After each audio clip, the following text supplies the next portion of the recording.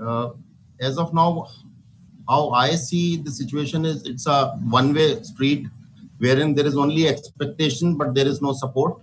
Uh, if we start with looking at what are the pillars for any successful MSME, I put three requirements to make an MSME successful. One is the capital, which may be capital investment or working capital, which is the fund. Second is the demand to have a market to be able to sell product or services. And third is the infrastructure encompassing the MSME to be able to support and meet this demand, which I call it as infrastructure. And if we look at these three components, first talking about the financial and the capital, as of now, I don't think there is any MSME who is not 100% invested on their own, but with very little support from the government side. All the incentives, all the support that has been announced by the government, I don't think there is any MSME who has got even a single penny from any bank as of today. Not just that, I would start with saying that our money, which is stuck with government in terms of GST refunds, in terms of income tax refunds, etc., is also not coming back. Though the government said that it will come in 30 days, but it has not come. So I see a very little support on the capital side from government to be able to make the first component work. Now coming to the second one, which is the demand or market.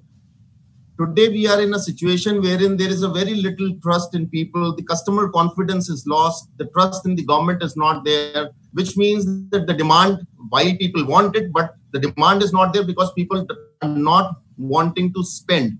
So how do you generate this customer confidence back is by way of reducing the taxes, whether it's a sales tax, whether people should have liquid money in hand to be able to spend. And that can only happen if the government supports that by way of reducing or lowering the taxes. Today, I see government competing with MSMEs. Government is busy trying to create and generate its own revenue rather than supporting MSMEs to generate revenue. And once that cycle starts, government would automatically get its share by way of taxes. So that is not happening. Third, which is the infrastructure support. A lot of MSMEs already have the infrastructure, but to run it on a day-to-day basis is the requirement of the labor.